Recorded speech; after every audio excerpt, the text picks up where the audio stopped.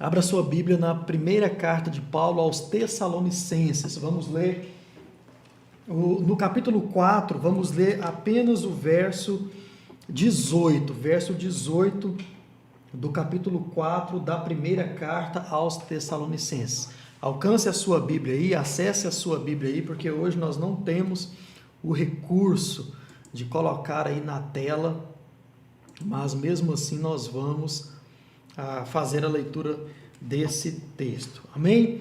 1 Tessalonicenses, capítulo 4, verso de número 18. O último verso desse capítulo diz assim a palavra de Deus.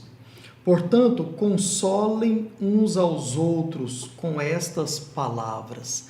Portanto, consolem uns aos outros com estas palavras. Lá no capítulo 5, no verso 11, também diz assim: portanto, consolem uns aos outros e edifiquem-se mutuamente, como vocês têm feito até agora. Amém? Vamos orar.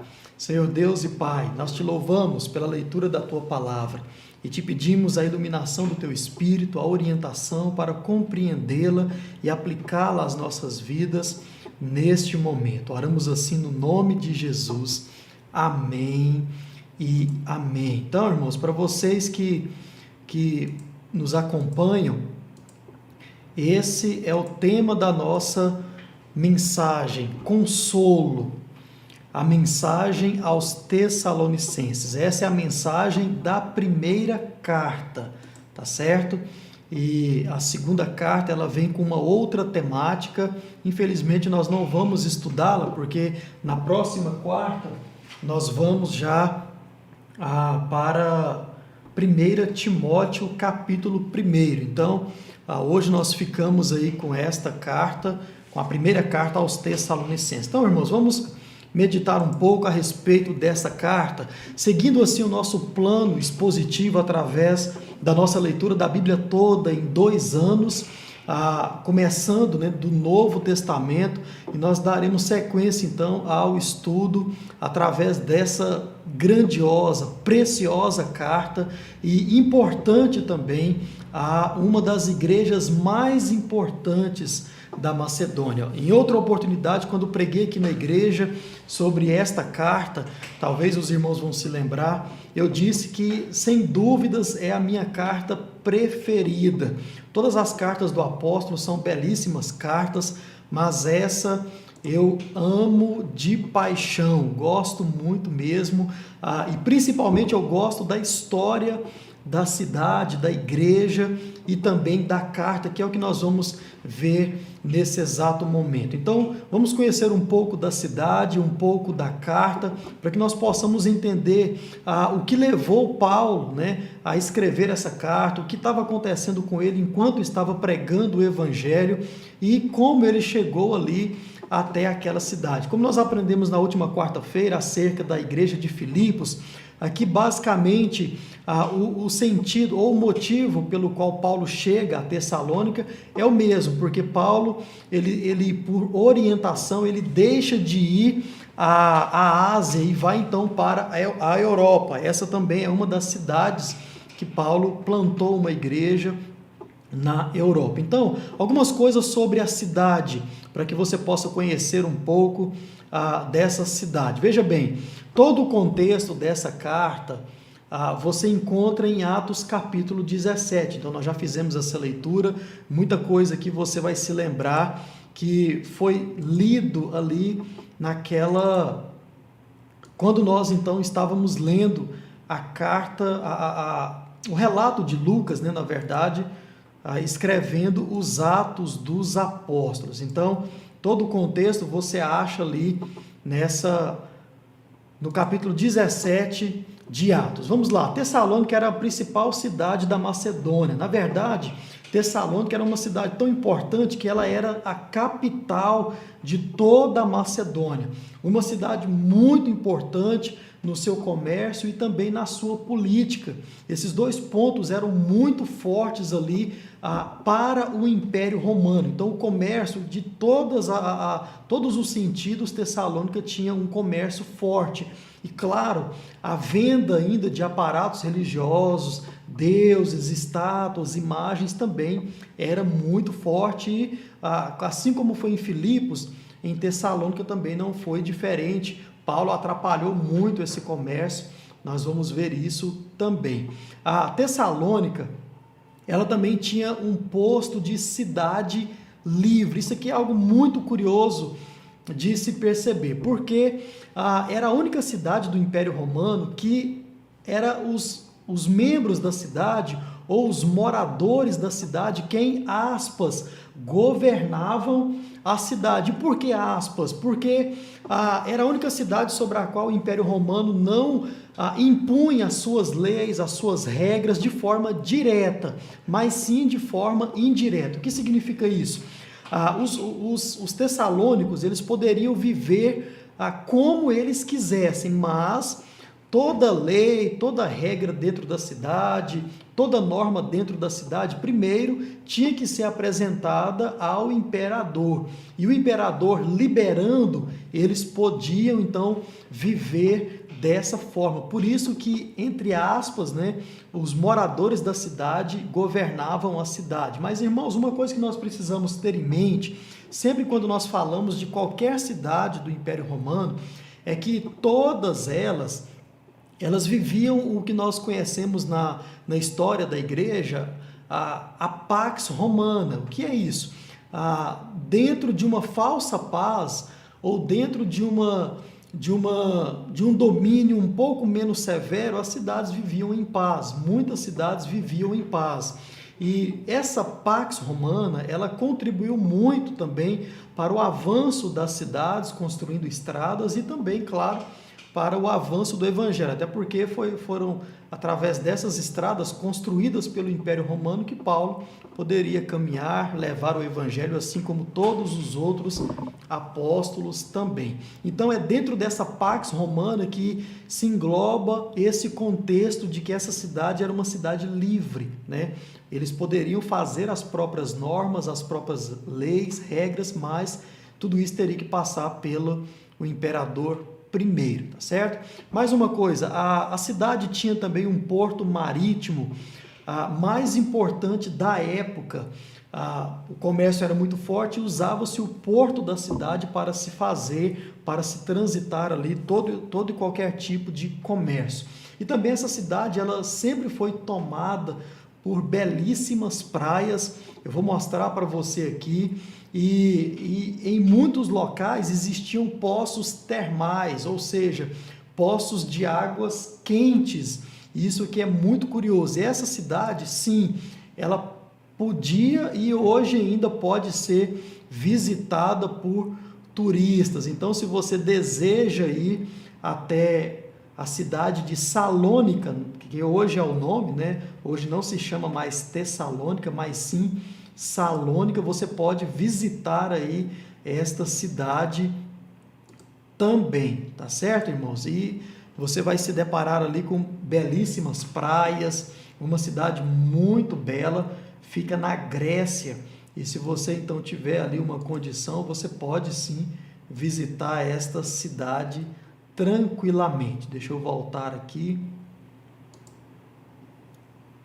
Isso, então essa é a Salônica, onde você pode visitar se você assim tiver condições, não é uma viagem muito barata, né?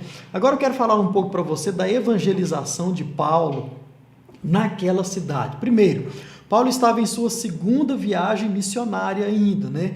E em Filipos ele estava pregando o evangelho e plantando esta igreja, como nós aprendemos e estudamos na quarta-feira passada. Então, de Filipos, Paulo e Silas viajam até Tessalônica, claro, por causa da perseguição. E eles viajam em uma única estrada romana. E diga-se de passagem, a principal estrada ali já construída por todo o Império Romano. E ela é chamada de Via Egnatia ou Via Egnácia. Ela leva esse nome, essa estrada, porque ela leva o nome do seu arquiteto, da pessoa que foi responsável pela sua construção, que foi Procúncio Gaius Egnatius. Então, por isso que essa via, ela é a principal rodovia do Império Romano, não por causa desse homem, mas porque ela liga todas as principais cidades do Império Romano. Paulo e Silas, então, andam cerca de 151 quilômetros de Filipos até Tessalônica. E eles passaram, então, por duas cidades também muito importantes. Todas elas estão citadas aí no livro de Atos, no capítulo 17, a Afípolis e a Polônia. Então, eles chegam, saem de Filipos, passam por essas duas cidades até chegar em Tessalônica. E essas cidades, elas ficavam cerca de um dia de viagem a pé entre uma e outra. Então, são 3 cidades. Então, estima-se aí que Paulo e Silas demorou cerca de 3 dias andando a pé de Filipos até a cidade de Tessalônica. E quando Paulo, então, e Silas chegam até Tessalônica, a primeira coisa que ele faz quando chega na cidade é, como de costume, como sempre, é procurar uma sinagoga para ali pregar o evangelho. Isso você vê em Atos 17, verso 1 e 2. E diferentemente da cidade de Filipos, se você se lembra do culto de quarta-feira, você vai perceber que lá em Filipos não havia uma sinagoga. Então eles foram para a beira de um rio, pregar ali para algumas mulheres que se reuniam para orar. Quando Paulo então chega a Tessalônica, ele encontra ali uma sinagoga e diz o texto na nossa versão que ele vai discutir ou pregar ou anunciar o evangelho. E necessariamente aqui em Tessalônica, Paulo ele defende a ressurreição de Cristo. Isso você vê no verso 3 de Atos capítulo 17. E como sempre, então, essa atitude também, ela gera muito tumulto na cidade, e também esse tumulto acabou em uma perseguição contra Paulo e contra Silas. Paulo e Silas foram perseguidos e um tal de Jason guardou eles na sua casa, escondeu eles na sua casa para os defender das autoridades que estavam à procura de Paulo e Silas por pregar o evangelho ali. E algo, irmãos, interessante nessa carta que eu gosto, que é citado lá em Atos, que essas autoridades romanas, elas chegam diante dos líderes ali, né? E esses judeus, na verdade, chegam diante das autoridades e falam assim: olha, esses aí que estão alvoroçando o mundo inteiro, chegaram também até aqui, e ele anuncia um outro rei que não César. Então, todas as autoridades ficam, né, obviamente, com raiva deles e começam a perseguir. Diz o texto que os judeus vão escolher homens da malandragem.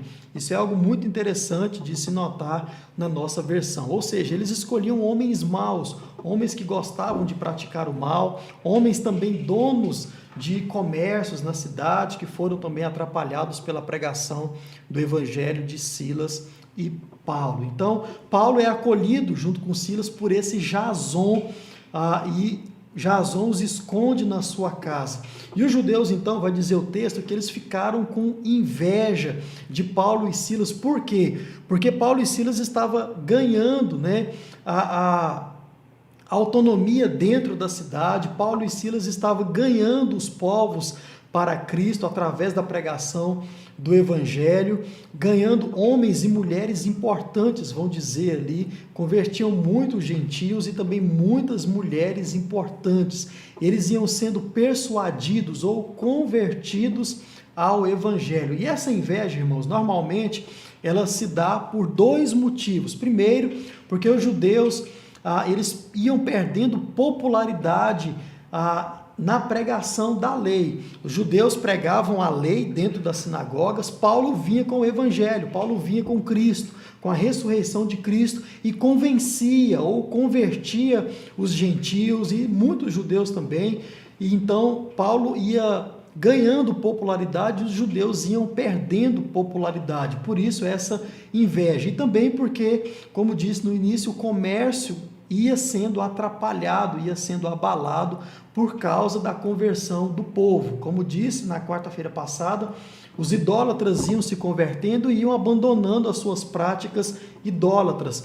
Juntamente, iam deixando de comprar aparatos, amuletos, né, os santinhos lá, e isso, claro, acabava com o comércio. E esse tal de Jason, então, que ninguém conhece, ninguém sabe nada a respeito dele, não existe mais nada nele na Bíblia Sagrada, ele então esconde Paulo e Silas em sua casa e é preso no lugar de Paulo e Silas, junto com outros companheiros. Então ele é preso por estar ajudando, ou certamente era um convertido, estava ajudando na pregação da palavra de Deus, certamente era um membro da igreja em Tessalônica, e ele então é preso junto com outros no lugar de Paulo e Silas. Mas você vai perceber em Atos que ele paga a fiança, né?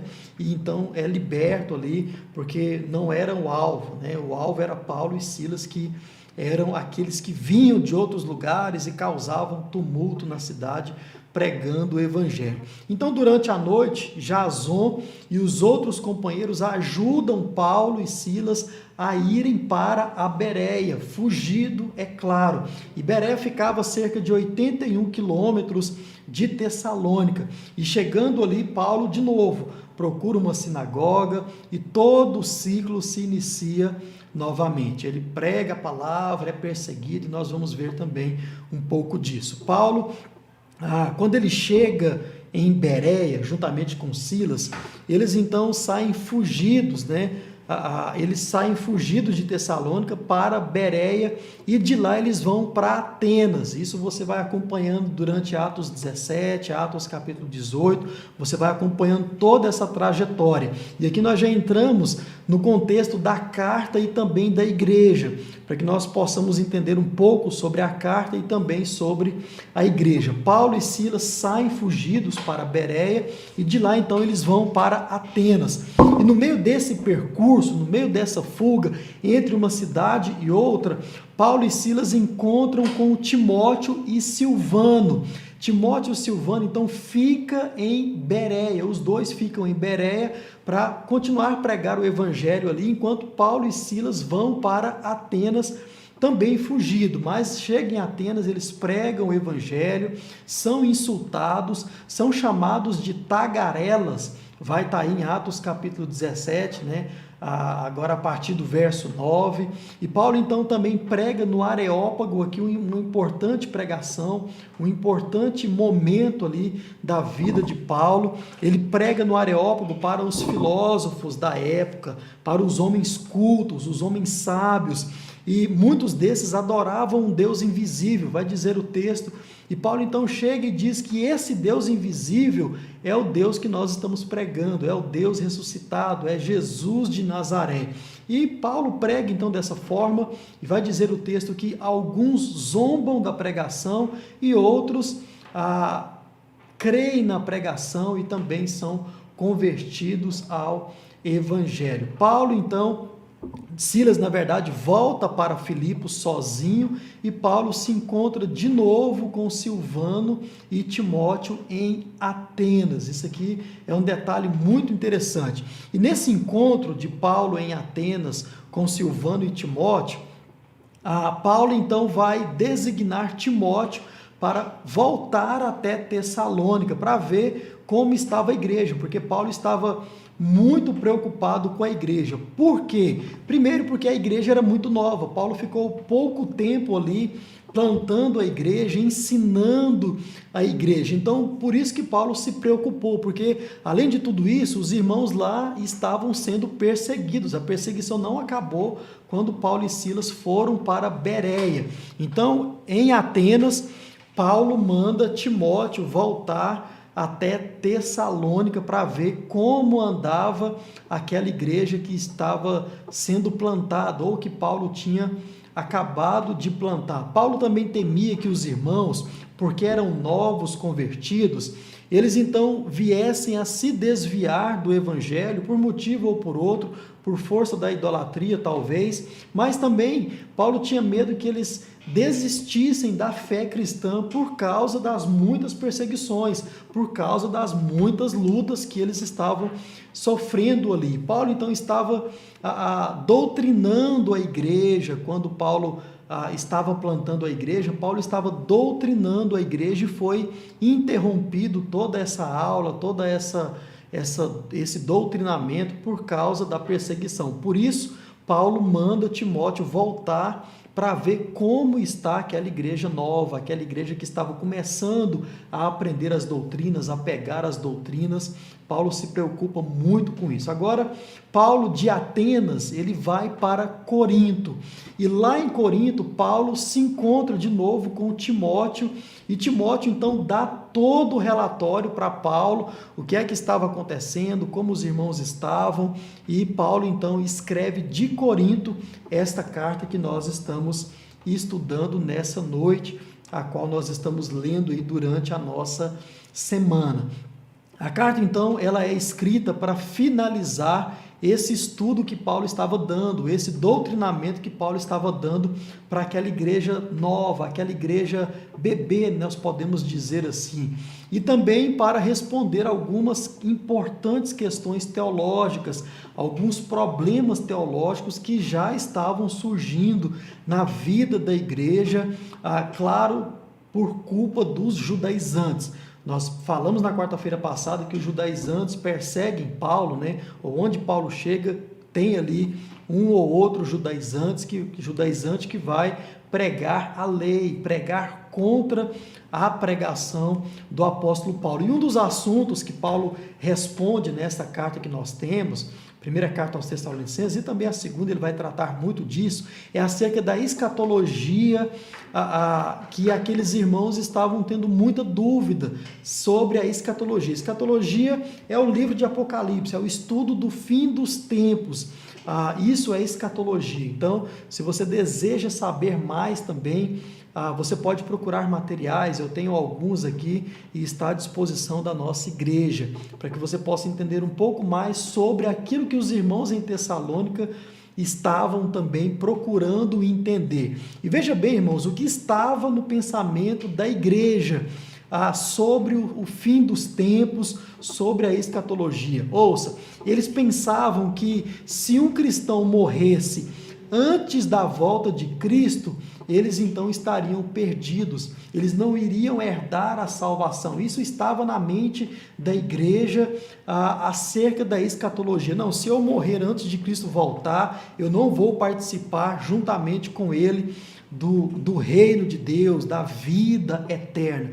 E Paulo então, claro, vai responder a essa e também a outras questões que aqueles irmãos estavam com dúvidas, mas de forma essencial, Paulo trata na carta, essa carta também ela é conhecida como uma carta escatológica, vai falar muito do fim dos tempos. Paulo também ensina a igreja como estruturar uma forte e uma saudável liderança na igreja à luz da Bíblia Sagrada, à luz das Escrituras Sagradas.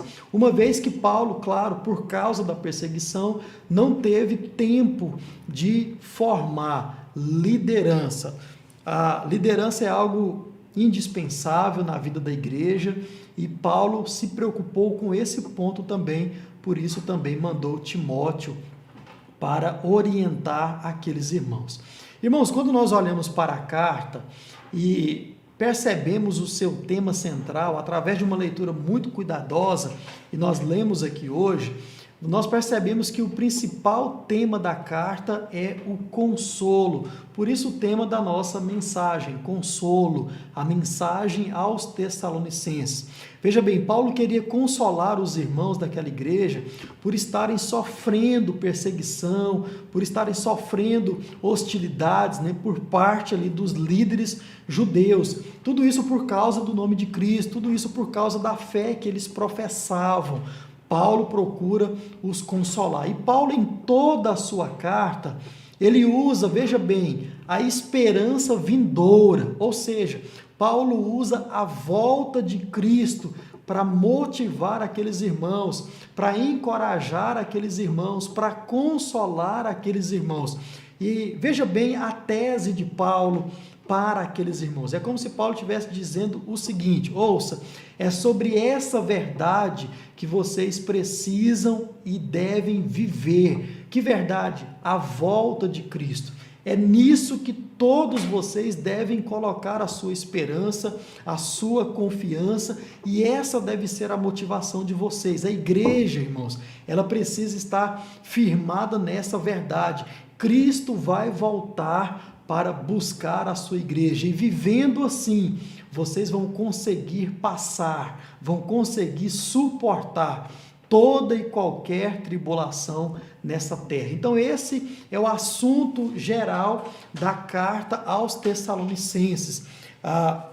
Dessa primeira é o consolo, e Paulo vai usar a volta de Cristo para consolar, para animar, para impulsionar os irmãos a continuarem a viver na fé e principalmente pregando a palavra de Deus. Então, irmãos, vamos olhar por cima o que cada capítulo desta carta tem a nos mostrar, tem a nos ensinar acerca do consolo e como igreja local, como nós, Primeira Igreja Batista em Itaberaí, devemos ser consolados através dessa realidade que Cristo vai voltar. E a forma como Paulo mostra isso aqui é algo muito curioso, porque Paulo não vai tratar de sentimentalismos, Paulo vai tratar de realidade. Nós vamos perceber tudo isso nesse momento. Vamos lá, capítulo 1 da carta. Paulo vai falar sobre a igreja que agrada a Deus. Exatamente isso. Para você que leu o primeiro capítulo da carta, você pode perceber isso. Paulo falando da igreja. Ouça, Paulo nesse primeiro capítulo, ele vai falar especialmente da igreja como um todo e o que ela precisa ter, o que essa igreja precisa ser para ser uma igreja escolhida por Deus. Paulo vai usar esse termo muitas vezes no capítulo 1. Vocês, irmãos escolhidos, eleitos de Deus. Então, o que é que uma igreja precisa ser e ter para ser uma igreja que agrada a Deus? Primeiro, algumas características são muito importantes de se ter na vida da igreja, para se perceber se essa igreja é ou não uma igreja escolhida por Deus, uma igreja relevante onde ela foi plantada e, consequentemente, uma igreja que agrada a Deus. Tudo isso você vê na oração de Paulo, do verso 1 até o verso 3 do capítulo 1. Paulo vai falar da fé, Paulo vai falar da esperança, Paulo vai falar do amor que aqueles irmãos tinham e viviam como igreja. Eles também partilhavam de todas essas virtudes como povo de Deus, como corpo de Cristo, e isso cada dia, irmãos, a fé, a esperança e o amor fortalecia, animava, tudo isso serviria de consolo para a vida da igreja diante da perseguição. Paulo vai ressaltar isso no início do capítulo. Quando você olha do verso 4 até o verso 6, você percebe que Paulo também fala do ouvir e do pregar a palavra de Deus, pregar o evangelho com fidelidade. Ele diz que aqueles irmãos continuavam a pregar, continuavam a espalhar a mensagem de Deus, assim como eles ouviram de Paulo e Silas. Então, isso também teria ou poderia servir de ânimo, de consolo, de encorajamento para aqueles irmãos. Paulo também vai dizer que os irmãos continuavam a ouvir e também certamente a praticar a palavra de Deus com bom ânimo no coração, com muita coragem, mesmo diante das oposições. Paulo vai lembrar os irmãos de tudo isso. Olha, vocês são escolhidos por Deus, essa igreja é uma igreja que agrada a Deus por causa do amor, por causa da fé, por causa da esperança, porque vocês ouvem a palavra de Deus mesmo em meio ao tempo difícil, porque vocês continuam a pregar a palavra de Deus diante do tempo difícil. E finalizando o capítulo, dos versos 7 a 10, Paulo vai falar da vida na vida, exatamente isso, ou seja, Paulo vai lembrar que aqueles irmãos é uma igreja que formava discípulos com a pregação do evangelho e mais, Esse trecho vai dizer que com a própria vida eles mostravam que eram exemplos para os demais, com a própria vida, não desistindo diante da perseguição, não esmorecendo diante da perseguição, dando bom testemunho. Então, além de pregar a palavra de Deus, com a própria vida, eles mostravam que eram crentes saudáveis, que eram uma igreja totalmente saudável. Então, irmãos, é dessa forma que a igreja ela ia crescendo, dessa forma que a igreja ia avançando de forma muito considerável. E é dessa forma também que Paulo consola os irmãos, mostrando que aquela era uma igreja, apesar de todas as lutas, todas as dificuldades, era uma igreja escolhida por Deus, era uma igreja que agradou ao Deus. Quando você olha para o capítulo de número 2 e o capítulo de número 3, esses dois capítulos, eles praticamente falam da mesma coisa, mas eu quero aqui fazer uma pequena diferença entre eles. Então, olhando para o capítulo 2, nós vimos, lá no capítulo 1, nós percebemos a igreja que agrada a Deus. No capítulo 2, você vai perceber que tipo de ministério que agrada a Deus. Ouça, Paulo aqui ele vai tratar de toda a liderança da igreja, do ministério da igreja, de todas aquelas pessoas que faziam parte como líderes nos ministérios da igreja. Isso aqui é algo muito importante, irmãos, para a nossa igreja hoje também. Veja só, muito mais do que colocar a mão na massa, muito mais do que fazer, irmãos, nós precisamos ter amor por aquilo que nós fazemos. Os líderes precisam ter amor pelo que fazem, e esse amor, ele é demonstrado, ele vai ser demonstrado através de algumas características. Veja bem, do verso 1 até o verso 6, Paulo vai falar do sacrifício pessoal, os líderes se doando em amor à obra, em amor aos seus cargos, às suas atividades, às suas responsabilidades. Do verso 7 e até o verso 8, Paulo vai falar do amor maternal, como a liderança da igreja, ela deve ter ali um carinho, né? É como você olhasse para uma mãe cuidando dos seus filhos. Você vai perceber na leitura desses versos 7 e 8, o amor maternal que a liderança precisa ter para com a igreja, esse cuidado, esse carinho para com toda a igreja.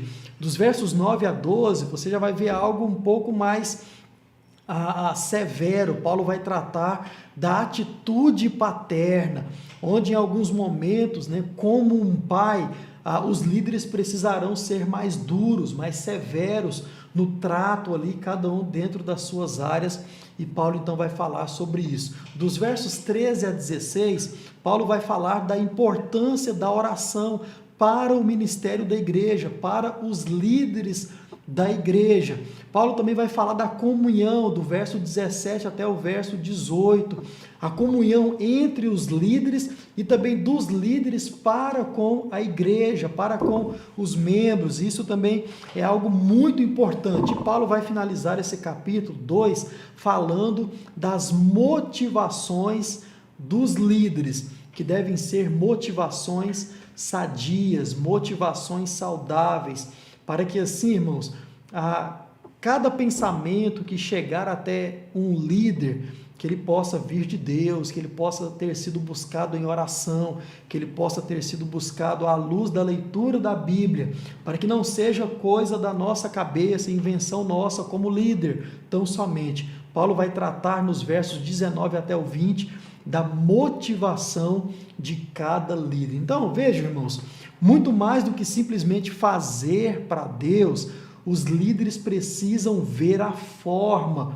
de como o trabalho está sendo feito para Deus. Capítulo 2, Paulo vai tratar necessariamente disso, sobre toda a liderança da igreja. Agora, quando nós olhamos para o capítulo 3, nós percebemos que Paulo vai direcionar esse ministério na pessoa do pastor, na pessoa ali do presidente da igreja, e ele vai tratar alguns pontos importantes.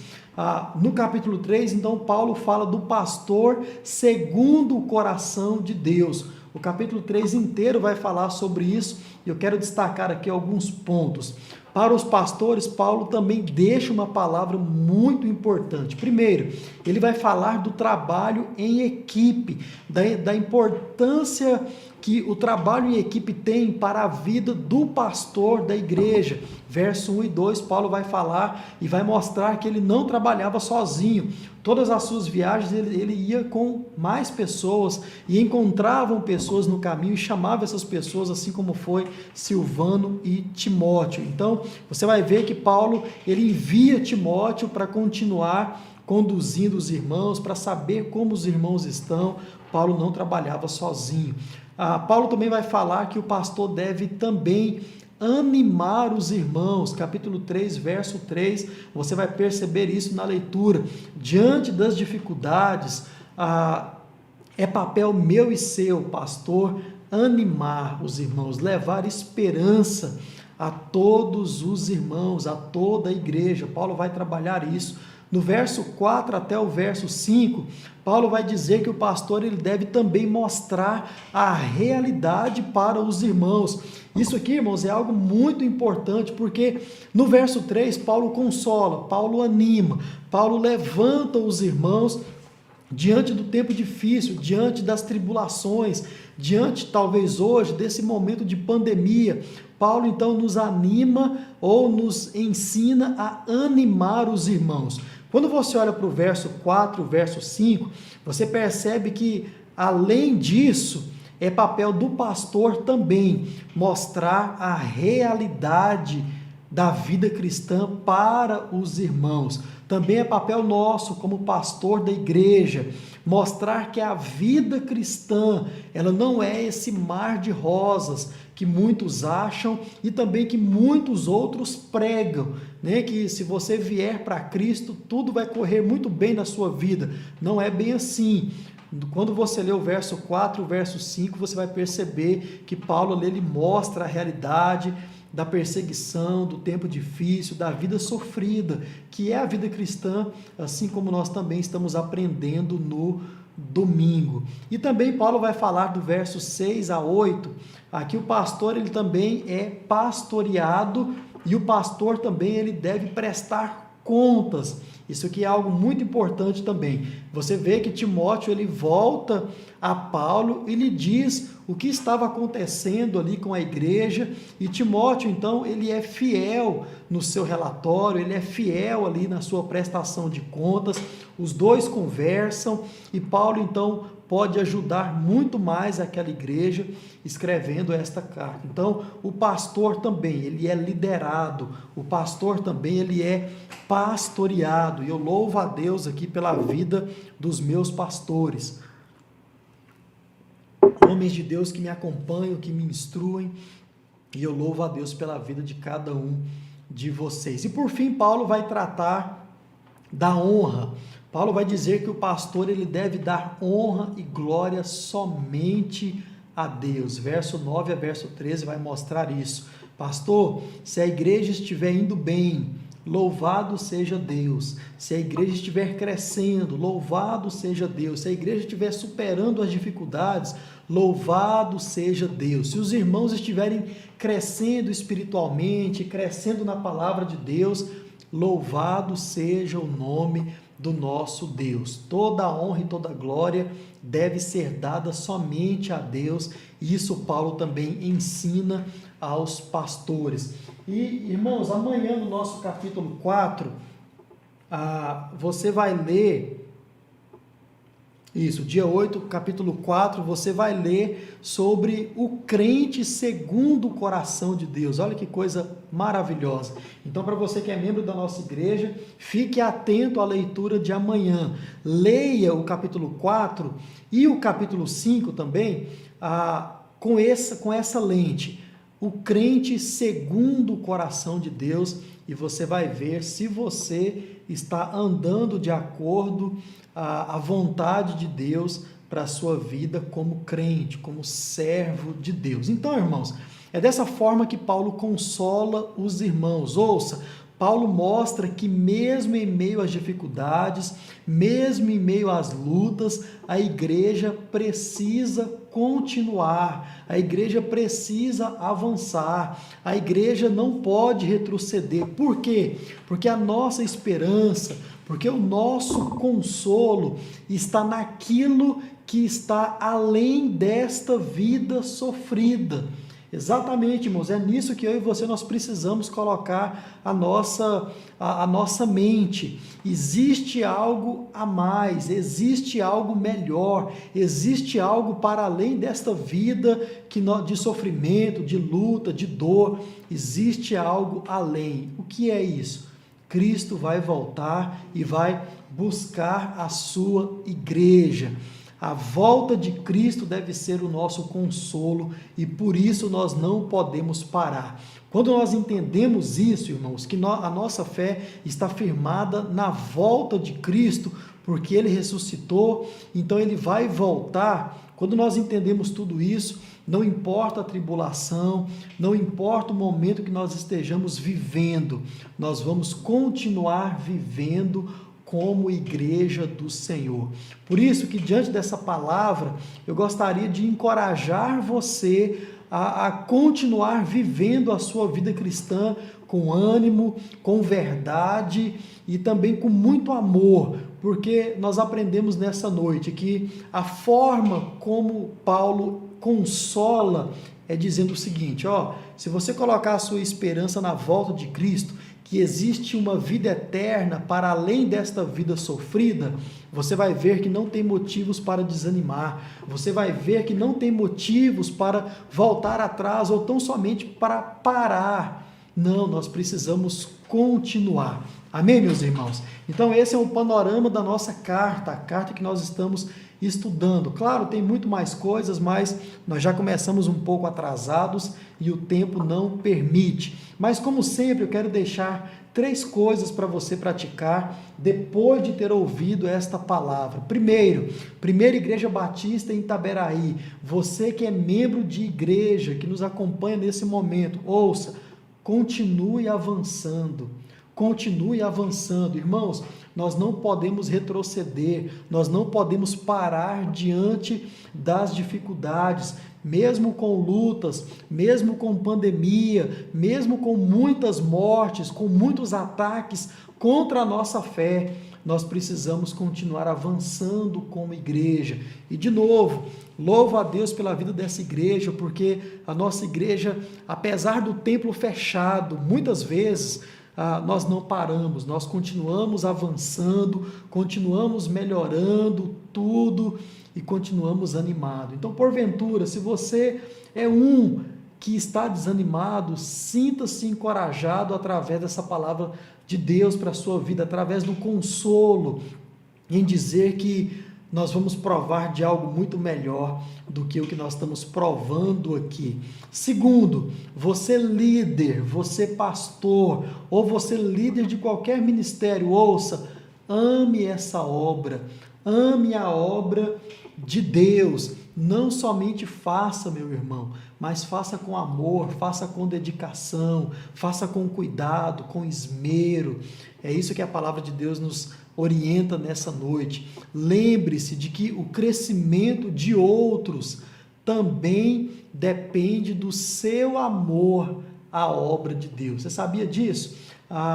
O crescimento de muitos na igreja depende também do meu amor para com essa obra, assim como qualquer outro líder da nossa igreja ou da igreja em que você estiver participando. Portanto, você que é líder, ame a obra de Deus, ame o cargo que você exerce, faça isso com todo o carinho do mundo, porque você está fazendo a obra de Deus e muitos também dependem de você para o seu desenvolvimento na obra ou na vida cristã. E por fim, pastor, dê a honra e a glória somente a Deus. Dê a honra e a glória somente a Deus. Paulo fez isso. Ele reconheceu que nada era por causa do seu esforço, Quando você lê o finalzinho aí da carta, você vai perceber isso. Paulo agradecendo a Deus, Paulo engrandecendo a Deus pela vida dos irmãos, porque eles conseguem viver ou sobreviver diante de toda a luta. Tudo era por causa da graça de Deus. Nada era por força do braço do apóstolo ou dos seus companheiros. Portanto, meu irmão pastor, meu amigo pastor, nós devemos dar toda a honra e toda a glória ao nosso Deus. Amém? Vamos orar? Vamos agradecer a Deus pela sua palavra. Senhor Deus e Pai, nós te louvamos pela tua palavra e te pedimos coragem, força para praticá-la nas nossas vidas. Obrigado pelo consolo, nos ajude a cada dia a estar, ó Deus, confiando na volta do seu Filho Jesus, que um dia virá para nos buscar, levar a sua noiva, e nos ajude, ó Pai, como igreja, a ser achados como uma igreja que agrade ao Senhor, para que assim nós possamos, ó Deus, provar da alegria juntamente com o nosso Jesus e reinar, ó Deus, em glória juntamente com Ele. Obrigado por esta palavra e nos ajude uma vez mais a praticá-la no decorrer das nossas vidas. Oramos assim no nome de Jesus. Amém e amém.